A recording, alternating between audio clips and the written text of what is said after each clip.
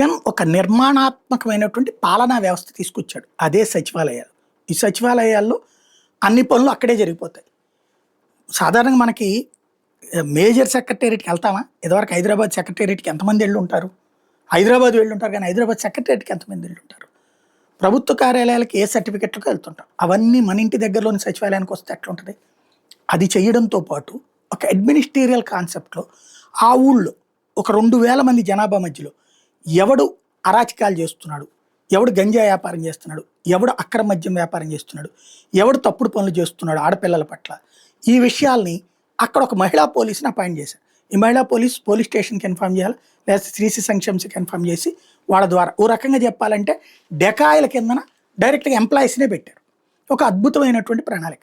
సరే జగన్ మీద నచ్చక ప్రభుత్వాన్ని నాశనం చేసుకునేటటువంటి ఆ వ్యవస్థని నాశనం చేసే క్రమంలో ఇదివరకు ఈ మహిళల్ని జగన్ అప్పట్లో కోర్టులో వస్తే దీని మీద కాంట్రవర్సీ వచ్చినప్పుడు వాళ్ళని తీసుకెళ్ళి పోలీసులతో లింకప్ చేయాలి. పోలీసు కానిస్టేబుల్ లాగానే మహిళా పోలీసుల్ని ప్రకటించాలంటే వాళ్ళు కోర్టుకు వెళ్ళారు, ఆగిపోయింది.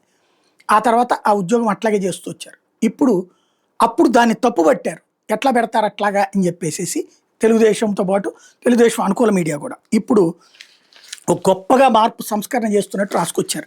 ఏంటయ్యా అంటే ఇప్పుడు హోంశాఖ పరిధిలో పనిచేయాలనుకుంటున్నారు, లేకపోతే మహిళా శిశు సంక్షేమ శాఖలోనేనా అనే నిర్ణయాన్ని ప్రభుత్వ మహిళా పోలీసులు ఇష్టానికి వదిలిపెట్టేశారట. మేరకు వాళ్ళ నుంచి ఆసక్తి తెలుసుకుంటున్నారట. రాష్ట్ర వ్యాప్తంగా గ్రామ వార్డు సచివాలయ పరిధిలో 13,500 మంది మహిళా పోలీసులు విధులు నిర్వర్తిస్తున్నారు. 2 రోజులు వాళ్ళ నుంచి వివరాలతో అయినా ఆ తర్వాత పదోన్నతి ఛానల్ ఖరారు చేస్తామని చెప్తున్నారట.